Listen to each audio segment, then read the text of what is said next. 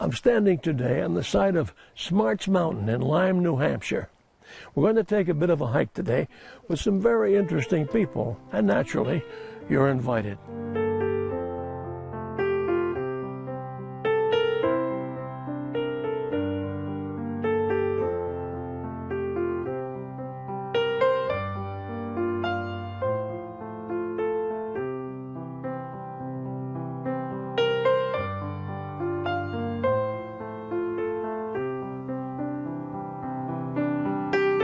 Welcome to Windows to the Wild. I'm Willem Lang. Earl Schaefer was a young Pennsylvanian, a veteran of combat in the South Pacific in World War II. In 1948, troubled by the things he'd seen and by the deaths of some of his friends, Earl took to the Appalachian Trail in Mount Oglethorpe in Georgia. About 4 months later, he got to the top of Mount Katahdin in northern Maine, becoming the first ever through hiker. Today we're going to take a bit of a hike with a group of men and women who, like Earl, are walking off the war. They're veterans of deployments all over the Middle East and Afghanistan. They've been in New Hampshire now for only a couple of days, and they're just about to tackle the mighty whites. Let me introduce you to Rob Carmel. I was born in Maryland, and I currently live in Olympia, Washington. Yes. I'm no longer in the Army anymore. I was on leave when we started. Stephanie Cutts. I live in Winters, California. Sharon Smith. I'm from Chicago, Illinois, and I live in Asheville, North Carolina. My backyard is Smoky Mountain National Park, so I do a lot of backpacking. Steve Clendenning from Kokomo, Indiana, but I reside in Jacksonville, North Carolina. I'm Marine Corps infantry, so this has been my job for the past 20 years. Thomas Gaffman from Lewisburg, Pennsylvania, but I live in State College, Pennsylvania now. He makes a woolly mammoth look like a shaved baby. That's the crew, and we're going to start here by climbing Smarts Mountain, and I'll be coming back down tonight while you all continue on to Mount Katahdin. I'd go with you, but my shoes are kind of worn out. So, shall we go? Yes, let's do it.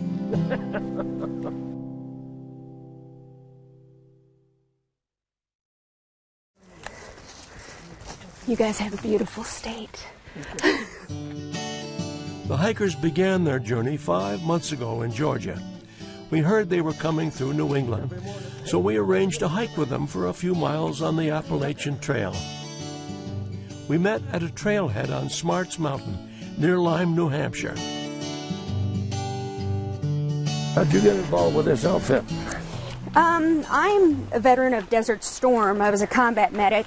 Yeah. I flew in C-130s and was co-located with the 1st Marine Division over there. Yeah. And I heard about this program online and wanted to become a part of it. The Appalachian Trail is more than a walk in the woods. It's a lot of work. I'm dwindling away. As we go up the trail, the weight's just falling off behind me. So, Nearly 2,200 miles long, it snakes its way through 14 states. These vets encountered snow, rain, and a few other challenges. Let's see, I've been bit by a copperhead. Yeah. It happens every day. I always Wasp miscalculate. incident. I've been attacked by wasps. Lost my appendix. Yeah. He didn't lose it. He just doesn't have it anymore. The hospital. Yeah, the hospital recuperated it. Yeah. So what happens when you have those medical emergencies? She took care of me. Mama Goose took care of me. We got him to the hospital, so just in time. Just in time. And his family turns him into these big... We started with 14, and now, unfortunately, we're down to 5. Some of the original 14 hikers left the trail to return home to family. Others needed to attend to injuries. You holding up all right? Doing great. I had a little bit of a knee injury. I had to take a day off, Oh dear. but doing good now.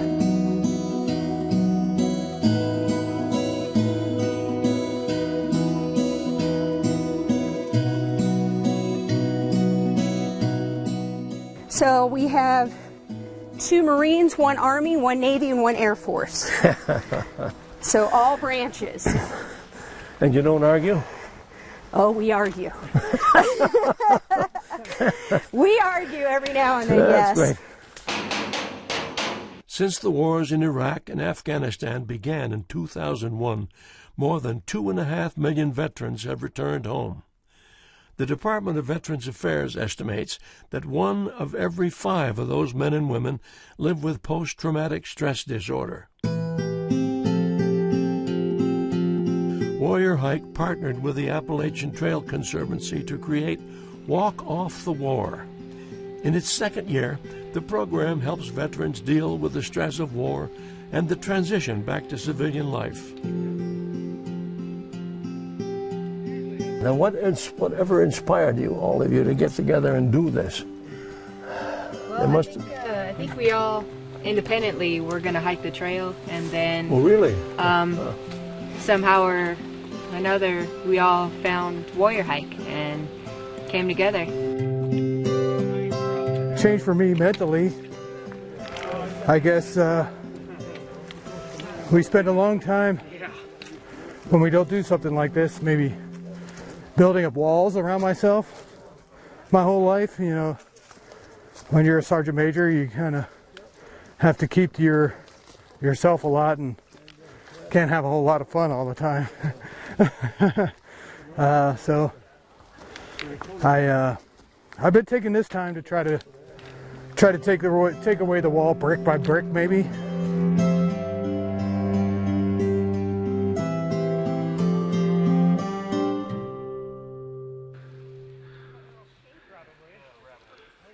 Most of the equipment and supplies needed to keep this group on the move is donated. This is the 3rd pair of poles. Well, yeah, 3rd. No, it's the 3rd time I've called them. It's my 4th pair of poles. Just crushing through gear. Yeah. 2nd backpack, 2nd frame, 5th pair of shoes, 1st pair of women's shorts. Wink. The longer his beards gets, the shorter his shorts get. So soon he'll be in Speedos. Lord help us. At other times, the hikers rely on the generosity of townsfolk they meet along the way. I saw on your calendar a lot of blue medallions where you stopped at American Legion places along the way. We don't always have lodging, but they always kind of provide some kind of food or beverage for us, and we do like a meet and greet or like a spaghetti dinner, and get fed and get to meet some nice folks in some of the smaller towns that you don't normally get to frequent when you're just hiking the Appalachian Trail. So if you have the opportunity, which you do the entire time on the AT, to go into a trail town, to meet people, to experience the communities, that's what this is all about too. It's not just about going from blaze to blaze to blaze and getting to Katahdin. And we're eating. Grab what you can. Yeah. Rob and I have rummaged many a blackberry and blueberry patch. Sometimes they find gifts left for them. That's known as trail magic. These are kind of small compared to the ones down in New Jersey, but Trail magic is something, could be anything really, because when you're on the trail you have nothing, so anything's magic, whether it be a ride into town or a mesh bag full of sodas laying in a creek staying cold, or some candy bars, beer, or a nice family just barbecuing up some burgers and hot dogs and passing them out to the hikers. While we filmed, the group pretty much stuck together. That's probably for our sake, because it's not the way they usually hike. Remember, they've been together in the woods for 5 months. Yeah, we love each other so much. But We love to be away from each other. Get us together for too long. They have a saying out here. It's called "hike your own hike," and it really, it's a cliche saying out here, but it holds true, because if you try and hike someone else's hike, you know, go to where other people want to go or whatever, just do whatever you want to do on the trail, and that, you know, hike, stop where you want to stop up here, you know, take a break, eat where you want to eat what you want to eat, sleep where you want to sleep, hike as fast as you want to hike or as slow as you want to hike. And go to the beach if you want to. And go to the beach if you want to go to the beach.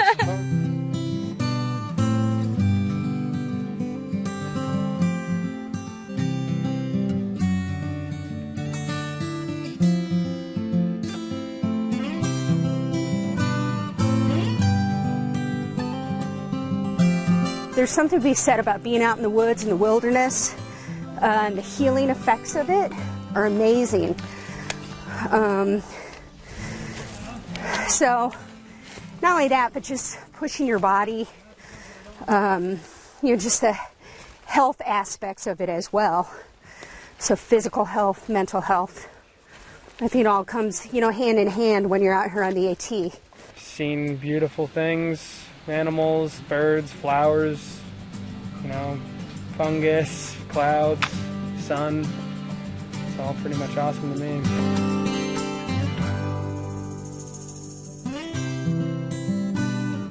As the veterans walk off the war, one step at a time, something else is happening. They refer to it as tearing down the wall, and it can be an emotional process. In the middle of the woods, if you're frustrated, you can just scream and no one's going to look at you like you're insane.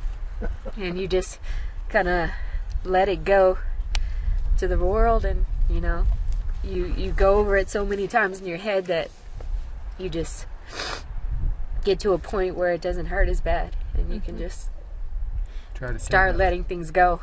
Tear down the wall. Yeah, tear down the walls. Because, in life we wear so many faces in public and so many masks in public, and then when you come out here, they're stripped away. Everyone's all on the same playing field out here. Everyone's got a backpack. Everyone is sleeping in the dirt. Everyone's feet hurt. Yeah. So everyone's your friend because you're sharing that same kind of bond. I don't think there's for what I have experienced.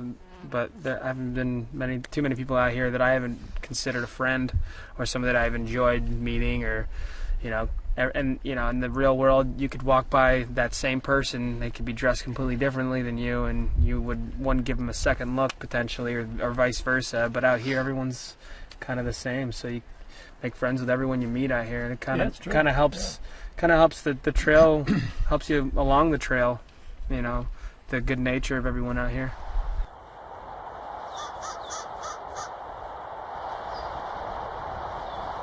I tend to try to hike a little bit faster so that I can hike on my own. I like hiking on my own a lot. Gives me a little bit of solitude. That solitude is found in many forms along the way. It allows the veterans time to reflect on the lives they've lived. Stephanie, you're looking very somber. Sort of reflective. It's hard being out here, as far as all of us. We got 2 Marines, we got Army, we got Navy, we got Air Force, and we're like brothers and sisters out here. Sure. We all have our good days and bad days too. Yep. So you just reflect. It's not war. It's not just war that we think about. It's home. It's people we've lost. It's people we've loved and lost. So it's not just death and war and the horrors of war that you try to get over. Just life in general. The relationships, the things you missed, that the life that you missed because you chose to do this instead. Yeah. And the lives they look forward to. And trying to figure out how I'm going to cope with going back to screaming kids and running through the neighborhoods and cars and horns and traffic, and it'll probably be a big adjustment. It'll be a different kind of stress once I get back home. Everything's just kind of all scrambled right now, and when I get home, everything will still be the same, or the family life will be the same, but everything in my life will be different. So trying to come to grips with that, and make sure I have not only a smooth transition from the trail, but not to have too much of a culture shock when I get home.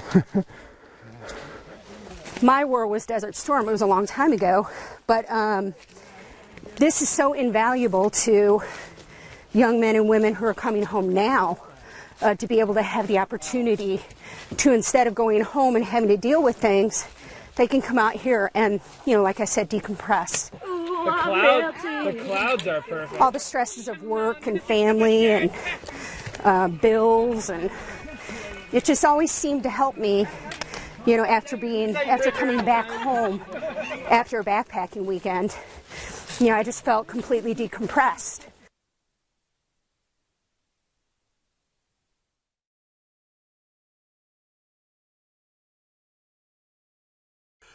Earl Schaefer, who inspired the Walk Off the War program, died in 2002.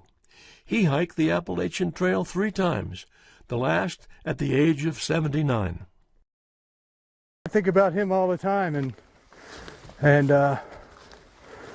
I don't know what the results were in his mind mentally, but I know he was very active in the trail even after he finished hiking, and building shelters and helping with the development of the trail. And so it must have affected him in a very positive way, to be able to just stay with the trail from then on. Along with the therapeutic benefits of being out on the trails, there's the reality of hiking day after day after day. This is harder because it's every day, it's repetitive. You wake up in the morning, hike, go to sleep, wake up the next morning, hike. The Marine Corps, we didn't do that. It was maybe once or twice a week, if that. We're more worried about the whites right now and getting through that, because it's, you know, short-term goals that you worry about, because Katahdin, you know, in the beginning was so far away that you had to be like, okay, Neal's Gap, Hot Springs, Damascus, you know, for me it's short-term goals, so getting to the whites, let alone getting through them. No sense in worrying about Katahdin. Yeah, we're still like 400 plus miles away. I was in the military for 32 years, so I didn't get a whole lot of opportunities to do any long treks or anything. I've been mainly just doing weekend hikes or day hikes up until this. I'm always having a good time. Yeah. It's not too often that I'm not. Are you a hiker? Is this? Yeah, I mean, I think I've always kind of, you know, I've always enjoyed the outdoors. I've always enjoyed physically exerting myself, and doing it out here, it's better than anywhere else that I've been so far, you know. There's not really much to complain about out here.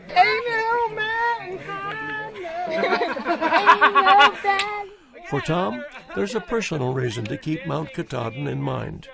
My some family members are going to be up there. My grandfather's ashes are scattered on top of Mount Katahdin, and my uncles and a couple cousins, maybe my brother, maybe my father, they're all going to be up there around the same time I'm summiting, so we might all get a chance to climb together and kind of pay our respects to the patriarch on my father's side of the family. He was in the Navy, World War II veteran. You know, I haven't paid my respects to him since he passed away, so this would be, I've been kind of thinking, like, you know, I've been walking north to say hi to my grandfather for a while, but I haven't really given it too much thought. It's because you just got to take 1 mile at a time, 1 day at a time, 1 step at a time, 1 meal at a time. Perhaps you noticed a 6th walker with the group. She's Heather Corcoran, a volunteer from Boston who helps the veterans on their way through New England. Well, I think it's pretty spectacular, actually. I'm a vet, but I wasn't active duty. I was enlisted when we had everybody going over to Afghanistan. And I don't know, there are just so many people come back, and they need something else, you know, more beyond the help that they get, you know, from regular doctors and that kind of thing. And I think it's nice, you know, it gives them a goal and something to look forward to, and then also, you know, shares nature, which I'm totally in tune with myself. So I think it's pretty spectacular that they're able to do it. Yeah, yes, we have picked up quite a few friends, and which has been great. It's just been an incredible experience being out here for, you know, like I said, almost 6 months, and you just make wonderful friendships, learn a lot about each other, learn a lot about yourself. Nothing fresher than that. It's pretty amazing. I mean, you have like this great group of people that you, I don't know, they're just like the awesome individuals. I'm just boiling some water to have some teriyaki chicken and rice. They have, you know, they're come from a diverse background. They've had totally different experiences. I'm going to eat it faster than you can say teriyaki chicken and rice. But they have these great personalities that get to kind of shine through all of the other stuff that they have. So this is just water that I got from the stream before the hike because there was no water up here. Yep. And then it just feeds right through and you can drink directly from it. You've heard from some of the hikers about why they chose to walk off the war. The 12 maybe. There are other benefits of the program. It assists veterans with employment, raises money for transportation of wounded vets, and I would say for any returning veterans who are coming home, I know how difficult it is to try and fit back in, and you know, that's one of the reasons why the suicide rate is through the roof. You know, so many guys and girls are being redeployed because they can't fit back into society, and a program like this you can use as a segue to just kind of get your head on right, make the transition back into civilian life, take the time to process the things that you need to process, because it's hard. You know, I know when I came back when I was 23, I had a very, very difficult time. And, you know, I'm 47 now, and I dealt with that for a long, long time. And I wish they would have had a program like this when I got home. It's been a good day for me, getting to know these men and women, and a pleasure to hear their stories. In 1948, after World War II, Earl Schaefer told a friend he was going to walk off the war. He was the first person to hike the entire Appalachian Trail. Following in his footsteps, Rob, Sharon, Steve, Stephanie, and Tom continue what they hope becomes a tradition.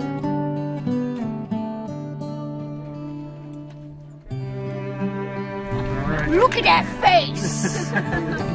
Yeah, and that's the main reason why when I heard about the program, I jumped on it, and I really wanted to be part of it because I knew that I'd be paying it forward for guys next year. What about your hiking colleagues? Do you stay in touch, or will you? No, I'm going to forget about every one of them. No, just kidding. No, these will be lifelong friends, brothers and sisters, forever. They're not getting rid of me. There's some of your lost friends. Yeah. Lots. That is tough. That's yeah, tough. A lot of friends. I have my radio operator, my one team. He lost his legs above his knees, and I tried to get him to do warrior hike, you know, with prosthetics. He unfortunately wasn't able to, but that's because he's training on the Paralympic ski team. So he's out there making the best of things for himself. But I'm still trying to get him to Summit Katahdin with us. We'll see how it goes. But you know, when that happened, that was a pretty traumatic thing for him and the rest of us to kind of watch him go through that, because he was the kind of guy that, you know, did everything right and was the last person that you'd expect to kind of have to go through that kind of turmoil. And I've lost all kinds of other friends that, you know, leave behind kids, wives, brothers, sisters, moms, and it sucks. But we kind of hopefully they're in a better place, and we're out here maybe walking for them a little bit, anyone we've lost. Yeah. Will this happen again next year, you think? Annually. That's the main reason why we are out here right now. Yeah. Is kind of trying to pay it forward to the guys next year, so that they have the funding, the sponsorship, and the support that they're going to need coming out. Yeah.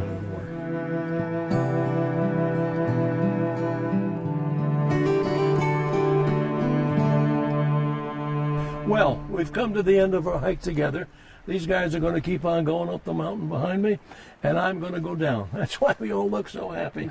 And we may even meet again, who knows, somewhere farther north. They're going to go on to Katahdin. You ought to be there in a month or two. Who knows? Maybe Less than a month. That would be great. So we've come to that time once again when we have to say goodbye. I'm Willem Lang, and I hope to see you again on Windows to the Wild.